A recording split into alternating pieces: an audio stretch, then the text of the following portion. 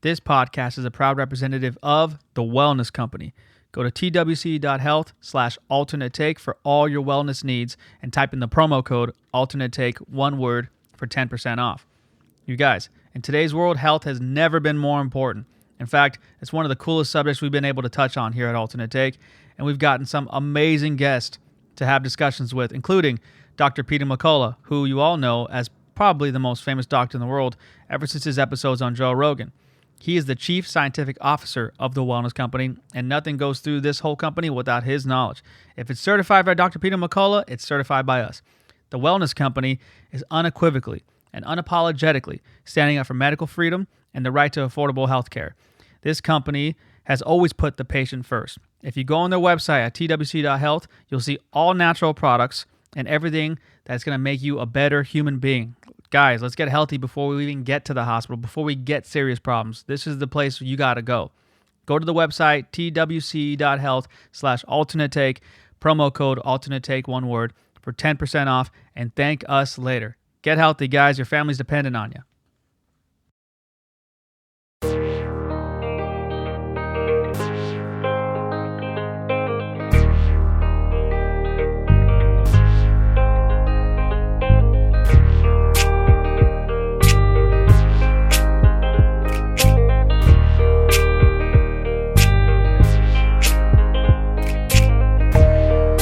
What is up, everybody? This is Alternate Take, man. We are back with another episode, man. We brought you the savage, Ian McCall. How you doing, sir? Life is beautiful. How are you?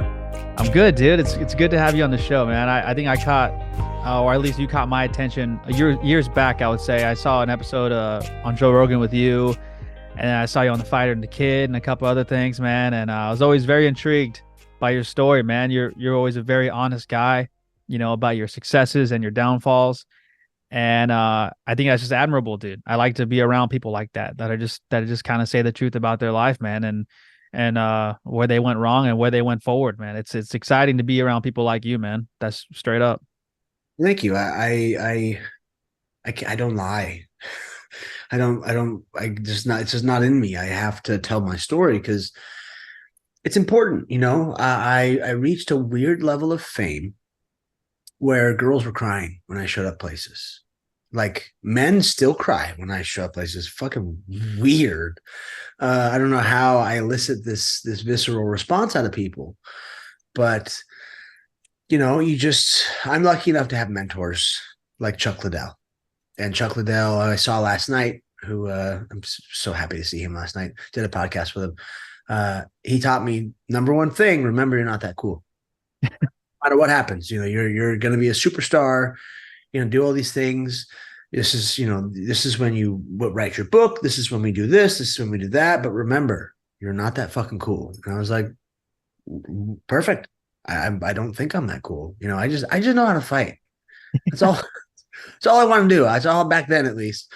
All I wanted to do was you know, act out my childhood traumas in my underwear and I'm in a cage for a living.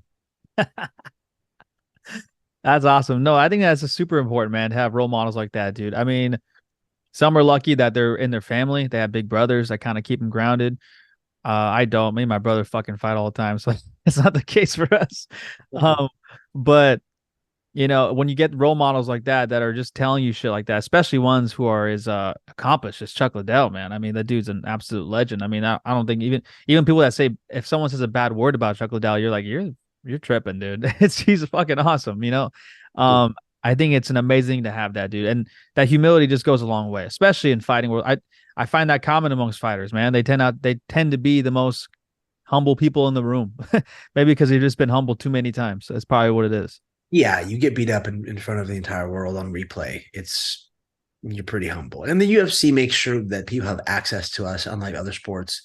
Other athletes think they're fucking they're too famous, and it's I don't know, it's douchey. But fighters are great. You know, we're all philosophers. We all sit on the mat all day and fuck each other up, and we eat humble pie. We talk shit all day, and we have fun, and we you know, we live a good, an interesting life. It's hard, obviously. It's not easy, but it's all I ever wanted to do, and I got to accomplish it. So I'm very grateful. And I am so lucky my entire life, from my high school wrestling coach, my first kung fu teacher, my sifu, all these men that have been in my life, and women, but first it was a bunch of men that guided me along, and just these fucking strong dudes that taught me how to be the person I am. Uh, and it was incredible. Like I work with the guy that used to run the SEAL Team 6 for 20 years. I'm like his right hand. Um, I mean, there's so many people in my life that are fucking incredible. And then once I got into psychedelics, once I bridged that gap, I started to fall into the feminine, and the women in my life. Oh my God, these goddesses! Like, goddess is the word, is this overused word, but when you go to a psychedelic conference, and I was sitting there in Miami, and I'm watching, some of my friends talk, and watching these women carry the way they carry themselves, and the way they just everything about them. You're like, what the fuck? Like, they are so powerful, so strong. It's really cool to see, So I don't fuck with normal people. Like, I had Jared Gordon, another fighter from UFC. I had him. We were doing this thing. I had him around some very interesting people, and he goes, "Whoa, bro! Like, what the fuck? Like, those guys are really smart. Like, well, I can't even understand half the shit they're saying." And I was like, "Oh yeah, like, I don't have time for normal people. I don't have time for your average, I don't want to say loser, but like losers. I don't have time for fucking normal people. I don't. I only fuck with, like, the people that I coach, tier one operators, high level athletes, all that sort of stuff. Like, I've tried to work with addicts. I've tried to work with normal people. Not for me. It's just, I don't have the time or the energy to do it. Yeah, I agree with you 100%, man. I feel like I got into that point recently in my life, to be honest with you. Like, I talked to my old man about it a lot. But like, who I'm hanging around with is has been so important to me over the last, I would say, year or two. Or like, not just who I hang around with. It's not like I'm going out and having drinks and fucking off every weekend, but just who I would choose to be like as a mentor, who who I listen to musically, Yeah. what books I'm reading, like, what's people I follow on social media. All that stuff matters so much. Like, everyone, what matters to me the most, like the littlest details. But you're right. I think, you are blessed to have, good men and good women in your life. But also, I do believe when you have that consistently, it's usually more of a tell on you. Like, it's clearly obvious that you're the one who's searching out these great role models. Like, people who are very successful, they always have great role models and mentors, but it's also very, like, obvious that they're doing it on their own. Like, they're definitely looking for those people. And man, the resources out there, there's just so many resources, so many good people out there that are looking to give these lessons. But I'm more in your camp, where it's hard for me to be around people that don't have that fire in them, that aren't. I love being the fucking dumb one in the room, man. I just get excited about learning stuff, and or at least it doesn't have to be dumb, but just like, I guess, like, ignorant to a certain topic. Like, when someone knows way more in psychedelics than me, I'm like, this is great. Like, I feel like actually, this is school that I like now. It's exciting. I get to be around someone who knows what they're talking about, and it's fun stuff, man. I'm with you on that 100%. Yeah, I've had I've had some of the smartest people in the world in my corner that I can call my friends, my family, that just, like, that I protect, because they're nerds. Like, I'm a scientific researcher. I just am built like a brick shit house and know how to fight. I'm, on the spectrum. I'm a dork. I'm a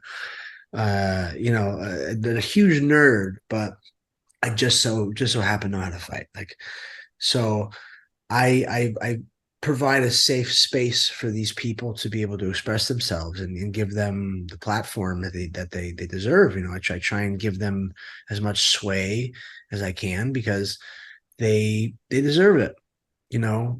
Like, these these scientists, these doctors, these people that people don't want to listen to them, you know, because people don't like, people would rather listen to someone like me, some douchebag with a blue check mark. We call it the pollination effect. And Melissa Dawn is a scientist, and she is amazing. She taught me this. She's like, as the queen bee researcher, I'm going to impart the information on you. You're going to be the worker bee, and you're going to pollinate all the minds with this information.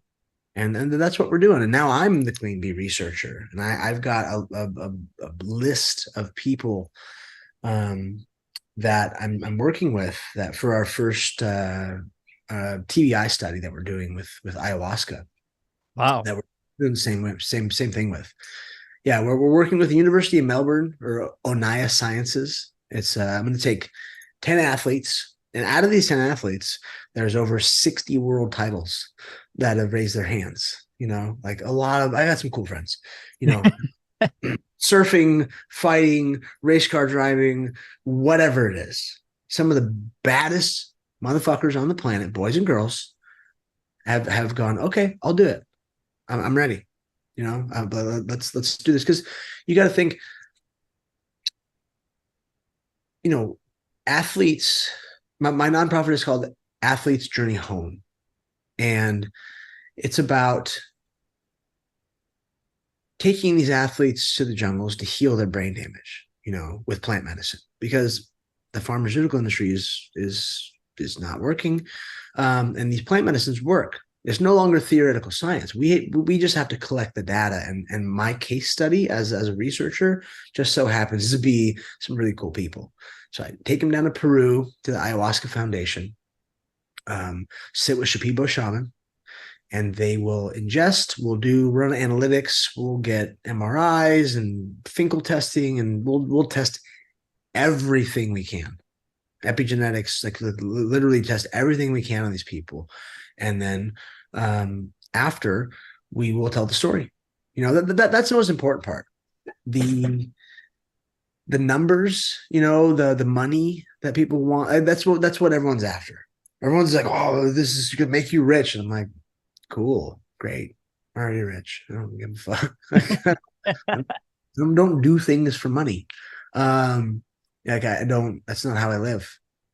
Like I grew up with money, you know, part of the 1%. Like I don't. That's not how I function. But for me, because we're doing a documentary as well, if I can help these other people tell their stories through that pollination effect, that's the most important part. Because you know, whether it's John Wayne Parr or Liam Harrison or whoever these people are, you know, whoever these fighters are, you know, Nathan Corbett, like some really fucking cool people have been shown interest in this, you know, and to, number one, heal my friends, to make them feel better, because they've all got a lot of brain damage, you know. That's why I do this. I don't care about any of the bells and whistles, but for them to end up telling their story and then affect all those people, I'm like, I win. My job's done. We're good. I'm Yeah, happy. absolutely. That's so true, man. It's funny you mentioned that too. I just interviewed Matthew Wiz Buckley, call sign Wiz. Dude's a legend. He's a Navy Top Gun pilot, retired. But he runs a organization called No Fallen Heroes, and that's a lot of their program is based off of that. They're basing off they take people to Costa Rica, Mexico. He told this really cool story where he was with Jared Taylor and Marcus Luttrell, and this is where he went to go heal his trauma. And he, in his words, he said he had 40 years of therapy in just like 10, 15 hours, you know, Yeah. and got to speak to his sister who died in a car crash when he was young, and see his dad, you know, reunite with his sister and them smiling. And he said he felt like it was just a whole life change. And his whole mission now is to take veterans through that same role, which is very similar to athletes. I mean, obviously, like, you know, the way they got their trauma is different, but you know, the clashes with their head and a bunch of things are just so very similar. Um, and your brain at some point doesn't recognize trauma from another trauma. Trauma's trauma, essentially, right? So, um, knowing how to fix that and then putting those platforms for, like, for you guys doing that, it's just unbelievable, man. I really do think like, if there was a modern day like heroic thing, like giving people shrooms is it should be up there in the top 10. I don't know why it's not, but like you have your typical ones, your firemen, your cops and stuff, and your military, but I don't know why this is not considered one of them because you really are like doing God's work. You're healing people through natural medicine. It's unbelievable. Doing the Lord's work. That's what I always say. And you'd be shocked at the list of people that I get to sit with and I get to help heal. And a lot of these Western shaman. I'm a shaman. I dress like a Jedi. I wear a cape and a fucking stupid hat. Stupid hat. I like those hats. I have some of those hats on my wall. I can't wear them now because now I look like one of them. But I don't expect those people to be able to pull out the traumas from my friends that have killed for patriotism. Like killed a lot of people. You fucking that whole counting thing. Like, oh, Marcos Luttrell killed this many. Like, that's Hollywood bullshit. Some of these dudes have killed thousands of people. They go out, these SEAL team guys, they go out and they have to kill for men, women, children. They have to kill people every single day they go out. More than one. Sometimes with their bare hands. And I don't expect some woke, guy in a cape or girl in a cape to pull out that energy out. They don't need to do that. Let me do it. So I get to sit with these people. I get to take them to our church on the native reservation here at the Church of the People for Creator and Mother Earth, right here. There it is. In Norte, the man, the myth, the legend. And we take 10 to 20 gram doses of mushrooms, and it's free. It's a free ceremony in California on sovereign land in San Diego. It's at the La Jolla Indian Reservation or Native Reservation. Don't say Indian. I'm 10% Native, and I keep saying that. But you know what I'm saying. Yeah. First Nations people. So we go deep there, and people always go, well, is ayahuasca stronger than mushrooms? I'm like, you're not taking enough mushrooms. Like when you take 20 grams of mushrooms, you will have the same sort of release, cathartic, just, fucking wring your body out of all those traumas. It happens. And I've brought my brother there. I brought my athletes there. And what we do is we have ceremony at night. Well, first you show up during the day and you go around the reservation. Shane will take us and you collect the rocks for the sweat lodge, and you collect the wood you're going to burn. You collect the sage you're going to burn, and you set up the wamkish. The wamkish is like a teepee without a top. It's 8-foot high tarped walls, in a circle. You go in there and he plays the fire. He builds this fire for you, and fire is fire holds the knowledge. It's the same fire from when our existence started, when all those gases came together and poof, the universe started, planets started, all that stuff started. Fire is it's the same fire, and your energy, my energy, started then as well. Okay, that's just because we have these meat vehicles here, that's where our energy comes from. So you get to sit here and you get to take that high dose and you get to talk to the fire and you get to learn from the fire. There's no music, which usually, in with ayahuasca and stuff, there's the Icanos, which is amazing. But down in the res, there's no music. It's just the crackle of the fire, and you go through it. And then after, you sleep in the wamkish, you sleep under the stars. Shane's wife, she'll make some buffalo. So, well, eat a beautiful buffalo dinner. And there's also a lot of cannabis. We smoke a bunch of cannabis while we're there, because that's Shane's method. It's cannabis and mushrooms, and you're probably smoking literally 100 joints Like they roll 100 joints and you smoke them. They're constantly passing. And you go through that, you fall asleep, wake up, tear it down, build the sweat lodge, and then we have the sweat lodge. And the sweat is intense. So natives, we have rituals where pain rituals, or they can hang from hooks or the sweat sort of stuff, where you actually get a DMT release in your brain. Like I've sat in the hot seat, which is right in front of the door, right across from the door, and you just, you sit up and you're in the mud and you're just sitting there and it's so fucking hot. And there's little kids in there and they're sucking on the ground, like, and all of a sudden, when that happened, I was like, oh, I get it. Now I get why we do this, and you go in there and you pray, you go through the process and you do your work. I'm really, really proud of what we're building there. We actually have a golf tournament coming up down in at whatever. I'm trying to think where the golf tournament is. I don't know. But it's one of the native golf courses. But to build the church, we want to have, because right now there's no house there. There's just a piece of land. We need to build an actual lomkish where people go into. We need to build an actual sweat lodge. Like we have to build these things and build this community because it's what must happen. We have to build this community of people and the structure of the community. The like the actual buildings. I don't know how to build stuff, so I'm just here to talk too much.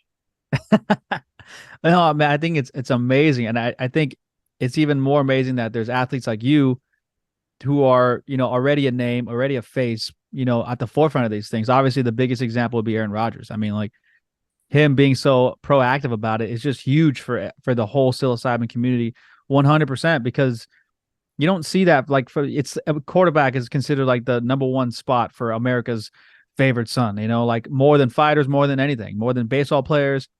And for someone who has the picture perfect life, from the NASCAR girlfriend, and I know he's not with her no more, but like, what I'm saying, he was like the following of Brett Favre, and then to change his path completely. I mean, he's very outspoken about how he's matured a lot over the last 10 years, but credits a lot of psilocybin to that maturation process for sure. And that's huge. That's huge for this because, I think like obviously the cliches are just always out there, and and some people do abuse it and do give it that cliche, just like anything, just like alcoholics, just like stoners who aren't successful, who just sit there and their parents there's cliches and there's people that add to it for sure. But the success people are the ones that are speaking out now, and it's great. It's great to see it. Yeah, humans are going to do human things. Humans abuse things. I've abused everything. So the only reason I ever say anything negative about any person, place, or thing is because I've done it myself. And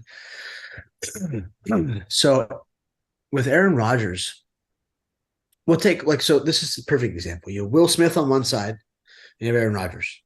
Now, Will Smith can do no wrong. Okay. He'll come out of this and he'll be fine. The world will forgive Will Smith. But he did ayahuasca 14 times in 1 year, and obviously didn't have a coach.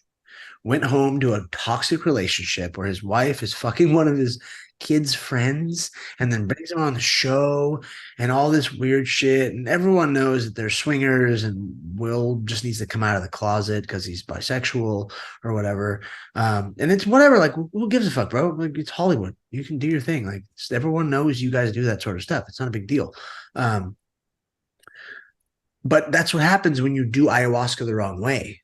I did it the wrong way and I fucked up. I sold my house. I made some bad investments. I did some crazy shit. Like I went off the rails. Okay. Now, flip side, Aaron Rodgers does it the right way. Sits with Aubrey Marcus, a friend of mine, former sponsor of mine. And I used to work in his program. And voila, you do it the right way and you turn into a fucking superstar. And that's what I'm trying to do with my athletes. Granted, they were using ayahuasca, but let's take mushrooms, for instance. my fighter Mark Irwin, who has his first world title defense on December 2nd in Denver for the BYB bare knuckle boxing, world title, which is absurdly, it's so fun to watch. He won the world title on 7.5 grams of mushrooms. I was on 5 in his corner.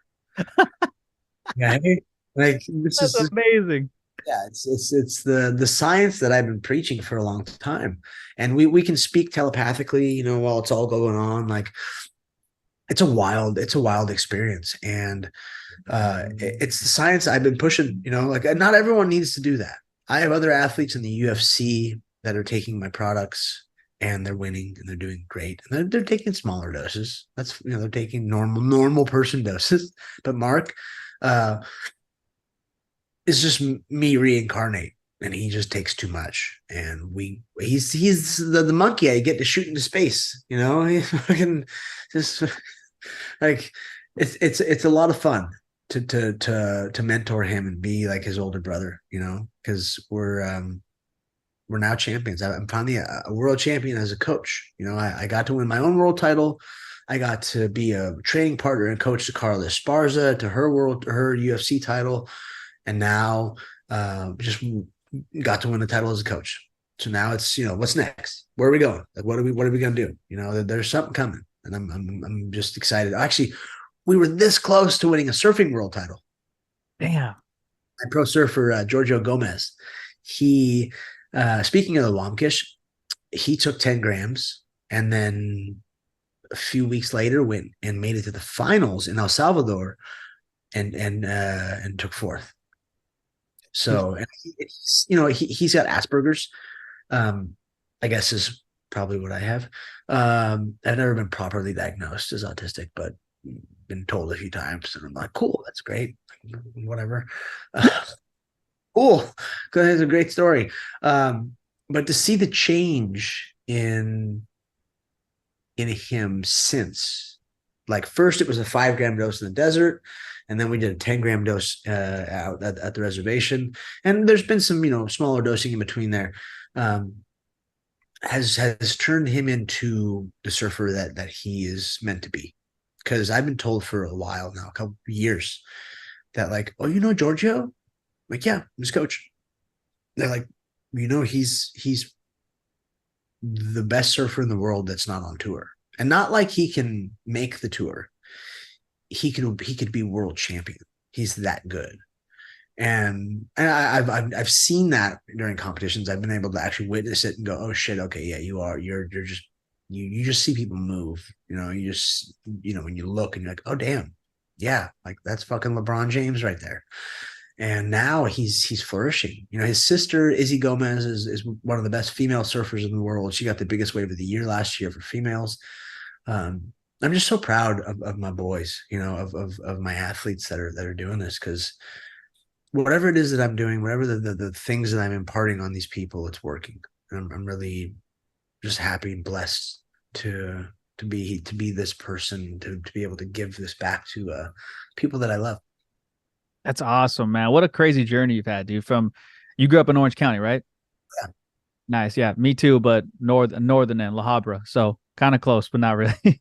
But man, I mean, what a crazy journey you have, man, to go from a young, crazy kid who just loves to fight, man. And like you said, you grew up with money, but money wasn't appealing to you. You wanted to find some, higher purpose.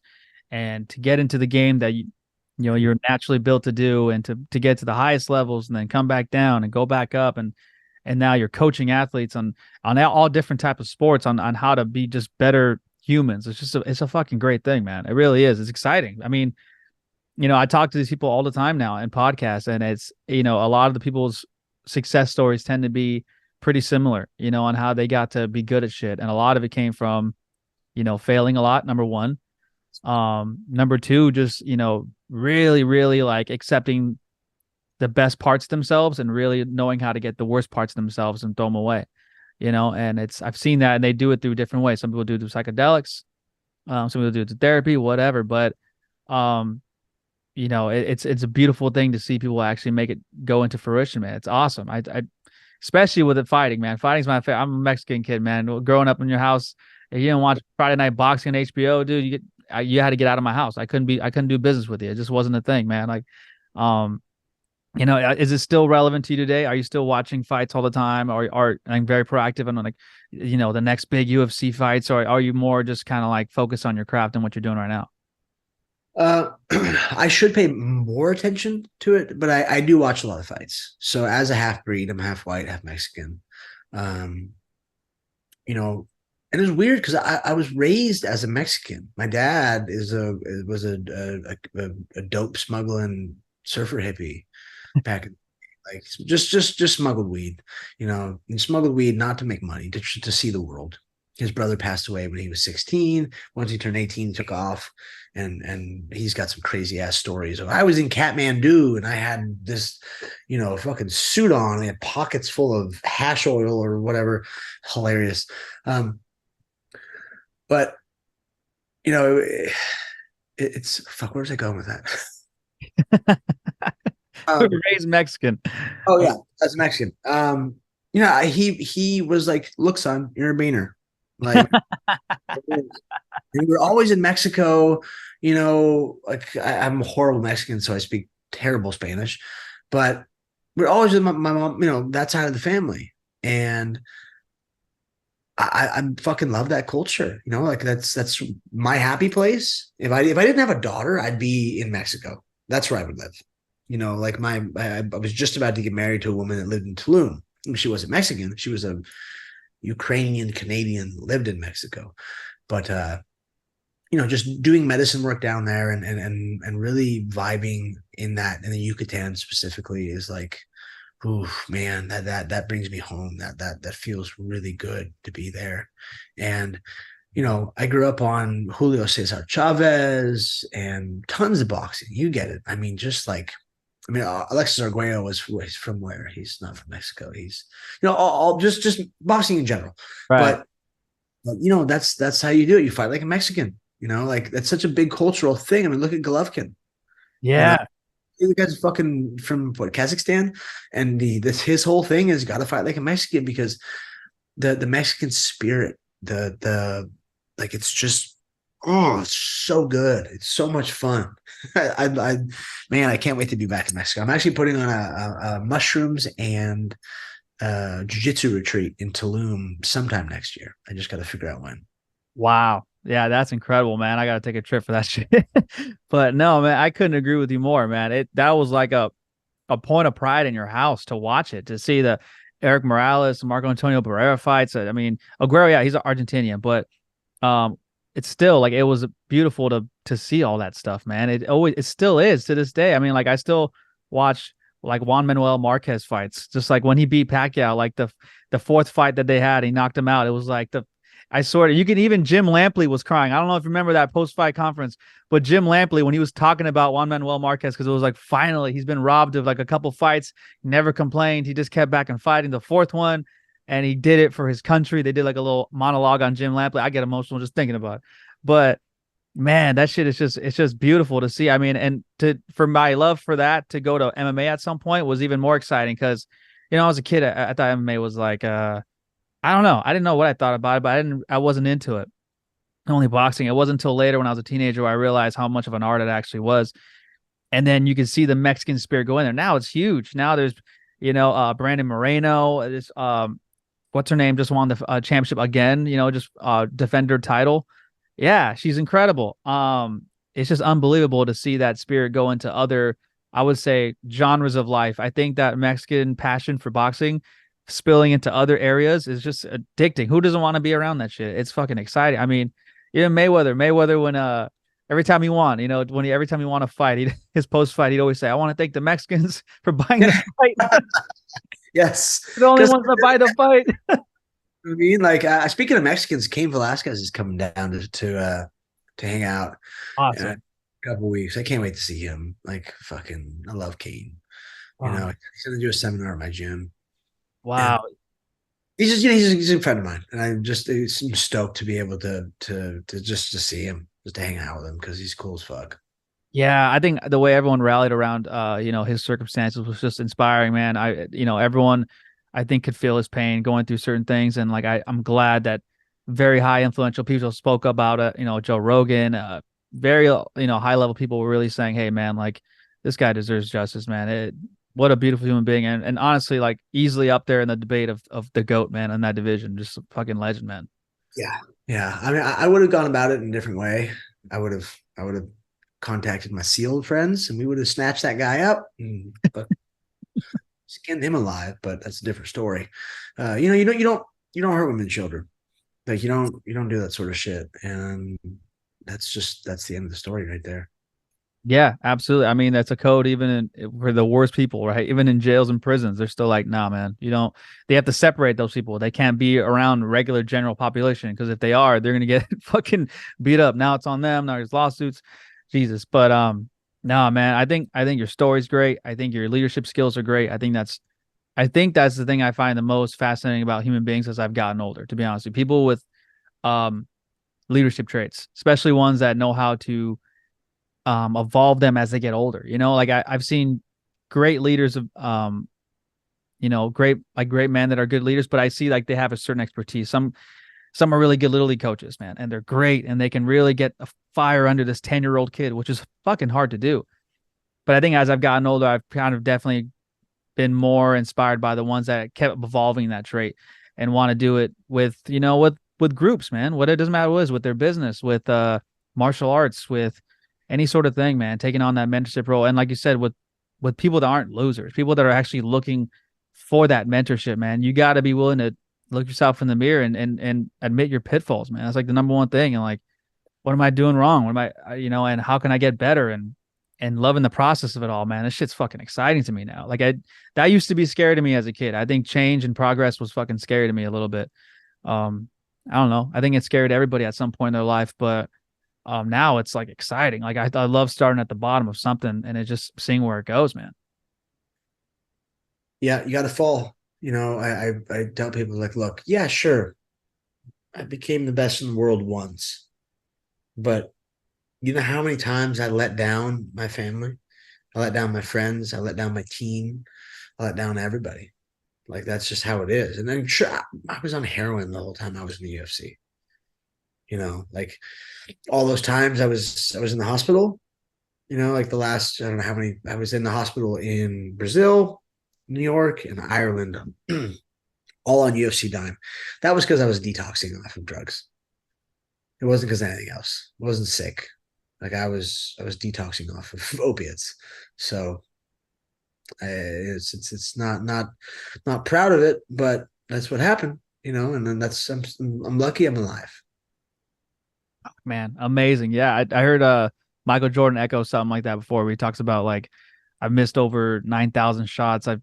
I've lost over 300 games. I've I think like over 30 game-winning shots that I fucking botched. Like I've failed so many times, and that's why I'm the best ever. And I was like, fuck, that's a pretty good way of saying it, man. At least it just kind of sits in my mind pretty easily. But dude, man, I love what you're doing. It's exciting, man. Like I said, you are someone who's highly notable in the MMA community and obviously in psychedelics as well. And it's cool to see people like you, man, taking the reins on issues like this because it is an issue. There is a big depression issue in the country, especially with people involved in martial arts and high level athletes. And it's a real thing, man. And for you to take the reins on that, I that's like a calling, man. And I think it's very cool to use your experience, man, and your leadership skills, man. It's that Orange County swag too. I feel like that's part of it, man. That definitely adds a trusting vibe to people when you're in that realm, man. So I fuck with that big time, man. Thank you very much. This is my life service. I'm not afraid. I knew that I would check all the boxes politically and church wise and this and that and so on, just so I can take the arrows. I mean, I had people hate on me. My ex-wife, my mom, all these people hate me for what I did for a living, what I was preaching. And now everyone's come around and saying good job. And I'm like, still here. I'm not fucking going anywhere. I've been marching along this the whole time. Now the money's coming in. Got an investor for my brand. I've got, hopefully a new CFO for my nonprofit. Like all these things are happening. And I'm like, cool. Like everyone's been telling me, oh, I'm going to be fucking so rich. I'm like, that's not why I do this. But now the money's finally coming in where I'm like, okay, cool. Either way, it doesn't matter. Either way, I'm going to keep doing this because, and this happens a couple of days a week that someone tells me, "Hey, you saved my life, right?" And Wow. I just always say, "No, no, no. I sold you some illegal products. I talked too much and I gave you some information and you healed yourself. You saved your own life. I'm just a guy that's here to just show you the light. That's all. I'm just the boatman trying to help you get across, to the other side of the reality." I love that, man. Beautifully said. Ian McCall, do me a favor, man. Tell everybody where they can find more information about you, man, your social media. If they're interested in looking up all these things, man, I know I'm intrigued, man. It's always fun to hear more about all this stuff. My social media is at Ian McCall. You can look up Athletes Journey Home, athletesjourneyhome.com.